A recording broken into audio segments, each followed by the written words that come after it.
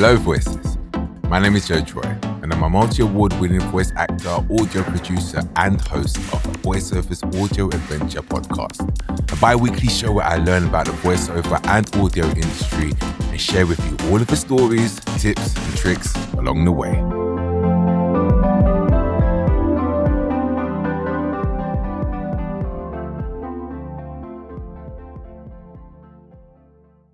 Hello Voices and welcome to another episode. Today we have a real fun one, and one that isn't just for the voice actors, but for anybody who has a talent and can show it through movement. Today's adventure is about motion capture. I personally have never done motion capture, but I know a lot of people that have, whether it's just been actors, dancers, or even randoms just jumping on the spot, waving their hands in the air for no goddamn reason. Trust me, it happens. It's an area I always wanted to know more about. And as always, I had to reach out to an expert. I got to speak with Ryan Mercier, who is a producer, performance capture consultant for MOCAP, curriculum developer and actor for Target 3D. Target 3D is a tracking solutions company for virtual production, VR and AR, robotics, biochemics, animation, VFX, the list goes on. I got to speak to Ryan and ask him, how do you get into motion capture? What his job entails, and more.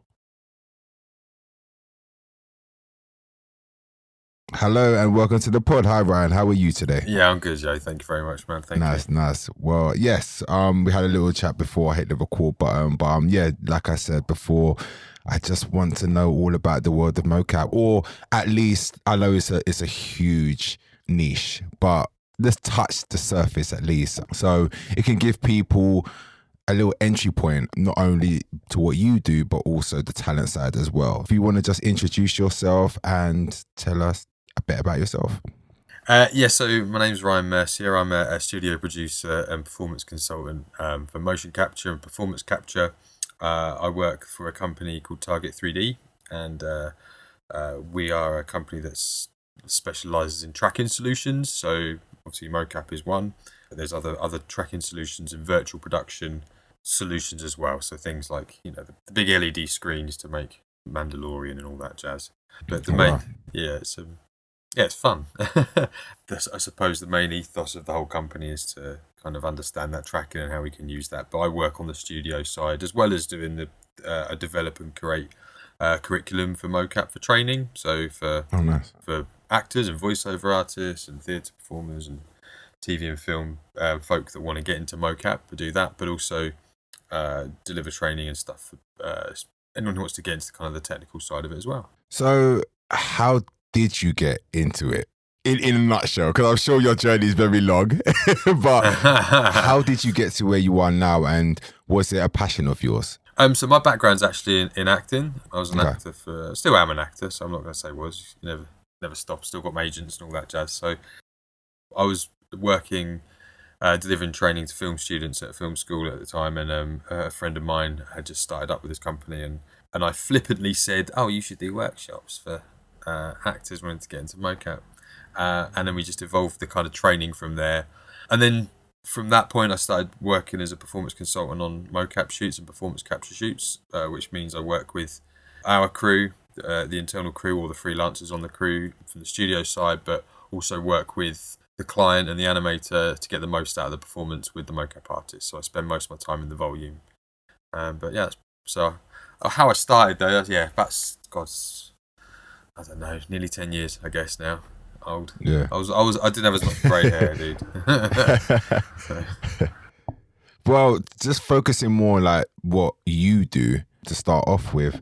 How technical is your role? Like, is it something that you had to learn a lot about getting into it, or would you say that you're more on the performance side of things? Well, I'm quite proud to say it because I enjoy it. I actually quite enjoy the technical side a bit more now, so I can flex into that to a degree. I've not got the big brain wizards that our MOCAP engineers and TDs have in our studio, but I do enjoy the technical part of it. Yeah, I think it's, to me, there's a thing with this. And I don't think it's just to do with MOCAP. I think it's in any type of medium, whether it's voiceover or acting for film. And stages that you get in your own head when you see all the big rigs and the technical stuff and the cameras and things like that, and that can be somehow in one way or another, at least for me, I can only speak for me, start to play onto, oh god, am I going to do the right thing on my performance? Do I know my beats? Do I know everything I need to do? Oh, there's a big rig, I can't mess up my blocking on that, that's it, I'm going to ruin it. So learning a little bit about the tech gives you that kind of edge just to forget about it and give you that confidence to walk into a volume and a space and just play. Because ultimately, MOCAP is a lot of cheap medium, but it's a lot of fun, and it's a lot of just really embracing that sense of play. So a technical side is good to understand the process, and if you're interested, obviously, indulge that in curiosity. But yeah, I would say that it's good to have it, and I enjoy it having that. But I like to forget about it if I am performing or directing at that stage. Yeah, I've always been aware of motion capture, but more so as a voice actor, more so with computer games. And I know a lot of people that have done motion capture. How popular is it in the computer game world? What, MOCAP well, I mean, it's very popular in some game houses. Obviously, still like to focus on a keyframing type of animation, but performance capture and MOCAP in terms of gaming, I mean, it goes hand in hand. It's easy to kind of speak with performers about games and stuff like that, and using that as an example, because a lot of the processes have been built from games. So thinking of things like, say, you had like cinematics in MOCAP, which is ultimately scene work, and building that character up and allowing that to inform the next part, which could be, say, your loopable animations or your locomotion. So in games, a good example of that would be like NPCs. So think of like GTA or something like that, of randoms walking around the streets. That shit, like the loopables of them walking around and then running off when you've nicked their car or whatever. Wow. That animation is loopables, and then game cap, which is the part which is you driving the character. So it's informed by the cutscenes and the loopables, but it's that stuff, that things when you're pushing forward, back on the direction pad, and X, Y, or triangle, or whatever it is, what game you're playing. It's all of the stuff that you do from that. So it's that's the game cap, and that's fun, but it's that's probably the most intense part, I think, for it, just to get it right and keep getting it right. Wow. So, It sounds very laborious. I could, and that goes on to my next question. Like, what does a recording session look like? Like, for example, I'll give you a scenario. If I was called in tomorrow to do a game recording, I've got like lines after lines after lines. What would my day look like? So for a MOCAP shoot, at least in our studio, we refer to it as full body performance capture. So that's essentially MOCAP. MOCAP is understanding the body movement, and that's tracking body. So that's MOCAP. Face capture, or PCAP, is the face, and then hand tracking is an option for an additional solution if they're doing that. So are they all completely different, or do they all come under the same umbrella? We would. I mean, it depends on what the job is. But if we're doing, like, say, a scene work, ideally you're probably going to be getting or cutscenes. The chances are they want face and maybe hands, but they definitely want audio and voice as well in there. And so a typical day, for example, if it was doing full performance capture and you're doing that, we like to run it more like a film shoot if we can. So everything is lined up, just because there's so many moving parts from a technical standpoint. And again, we want you not to think about that. Our focus is getting the best performance for the job, and technical takes a second place for that. We'll always prioritise and do as much as we can for the performers to get the best out of their performance, rather than go, oh, can you just move this because we need it moved for the markers isn't being seen by one camera or something. We'll try and do as much as we can to work around you. So how much would one need to either have training in acting or training in MOCAP? Would you need to have both, or can you have one or the other? I think you ideally. Yeah, I mean, I suppose this is not giving you a vague answer, I promise. It does start with a reason for saying this. So the biggest thing that comes out of MOCAP is, at least for me, and not just being in a suit, but watching people work and directing people and working with them is that sense of play. So, and you need that from acting. And a lot of the time, if I was to think of any MOCAP artists that I've worked with that maybe aren't as haven't got as many kind of years in or months in or whatever in as an actor, I would always suggest them to go to do a class that's more physical than anything else. So thinking of creature work or just anything, basically movement lab and things like that, where you're going to kind of be put through it. Even going down a road of once you've done that, look at other kind of physical things where you're having to use your body, and then looking at voice as well at the same time. So I would always advise people to come in with a bit of an understanding about what they're going to do. But to be fair, I've also worked with like game developers and company heads that have come in to do the course just because they want to learn more, or agents that want to learn more about what their MOCAP clients do. And actually, they've done some of the funniest stuff, or the most interesting stuff, or the most engaging things, because all they're doing is re-engaging with that sense of play. There's really something mental about watching someone put a suit on, and then they see themselves in pre-visualization as a creature or a zombie or whatever, and you can watch their whole body shape change just by looking at themselves. Yeah. So actually, that sense of play gets bigger and bigger. Once you're with acting, when you can apply looking at, say, methods and stuff like that, things that sense memory based, so like Uta Hagen's work or Lee Strasberg, that kind of thing does have quite a nice place in MOCAP, because especially for scene work, because you're having to rely on imagination, but also thinking about something that may kind of inform you from your life or whatever. But so you having that understanding of who am I, what do I want, how do I get what I want, is still super integral to the scene. So ideally knowing that and allowing yourself to move in your body, get that training if you can, and then come and do MOCAP. I think it was 3-4 years ago, actually. I was looking into doing training, but I got put off because I thought it's going to be really physical. Like, I'm not out of shape, but for some reason there was this block in my head. Like, I was watching like the pros doing like the creatures and all of this craziness. I was like, I think that would be cool, but I can't do that.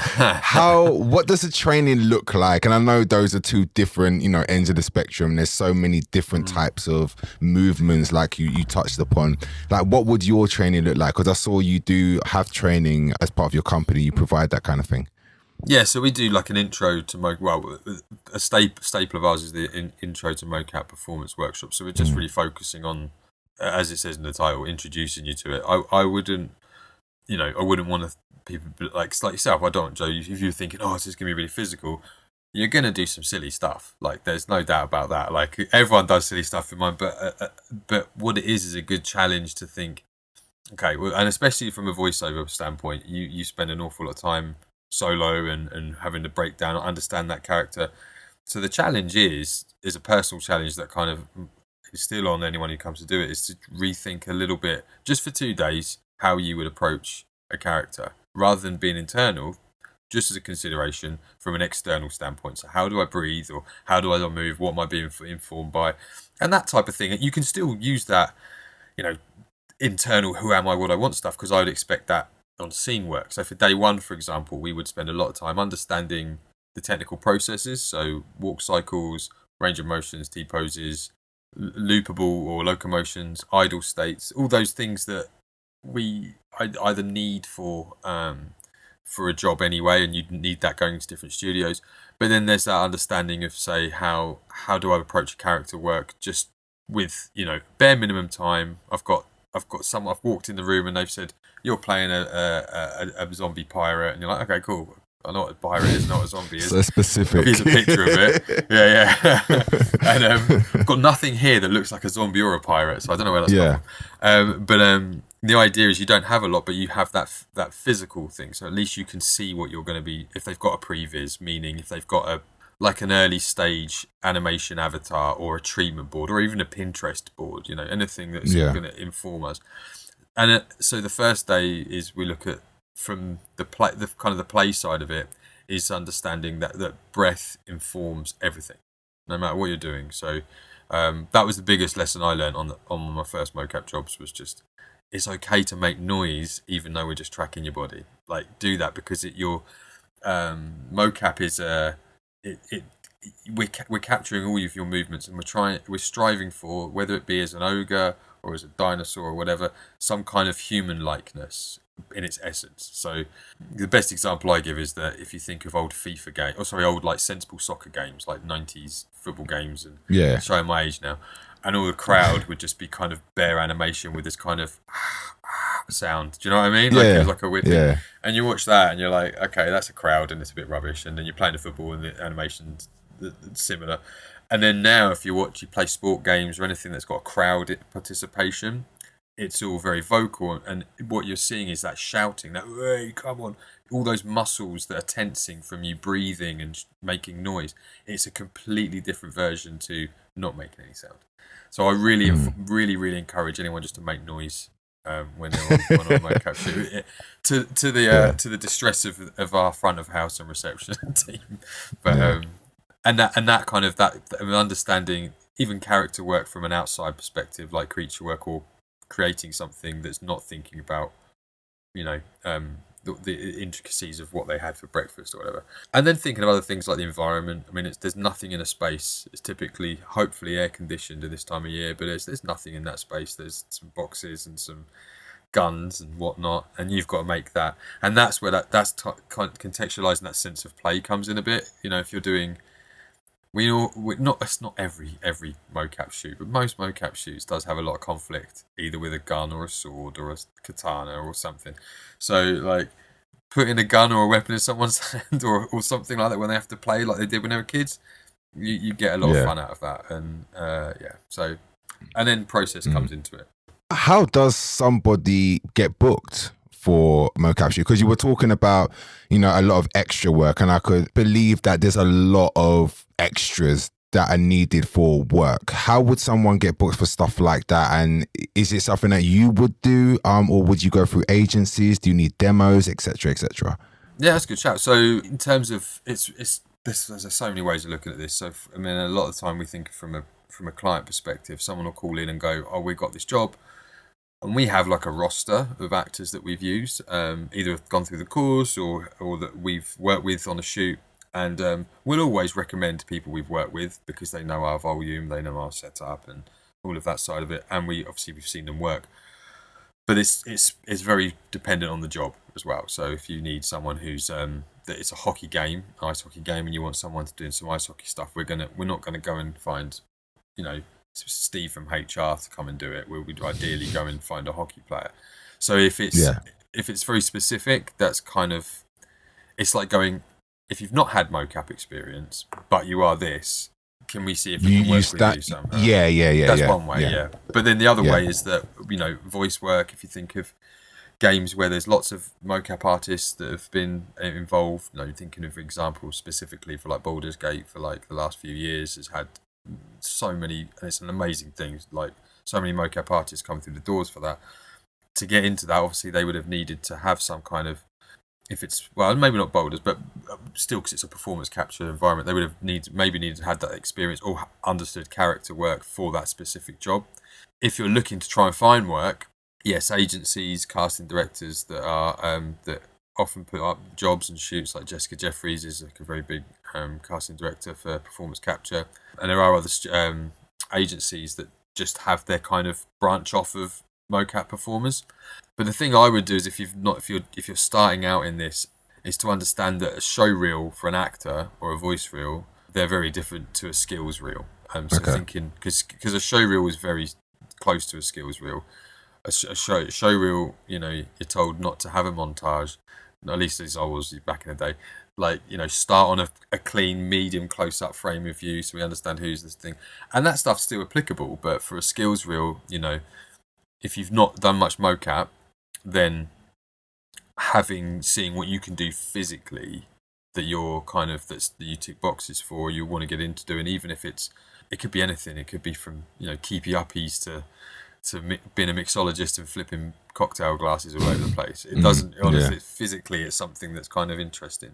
And then when you start to get mocap shoots booked and things like that, you'll find that you can't, show anything until the game's out or you do this. So my suggestion, I'll probably get told off by the studio for saying this, but my suggestion would be is that if you've got a spare few minutes on the lunch break and that lot, ask just if you can get some footage of, of you in the volume with no animation, just you doing that, doing some T-poses, doing some movement as well. If that's once you're in the door, and more often than not, MOCAP studios are comfortable with getting a little bit if you get friendly with them and you've done the work. You've got a good work ethic. You've shown up early. You've done everything you can do on the shoot, and then you say, "Listen, can I just get 10 minutes of me sticking my tripod down here and doing some backflips or whatever you can do?" I'm being very assuming you can. Can you imagine?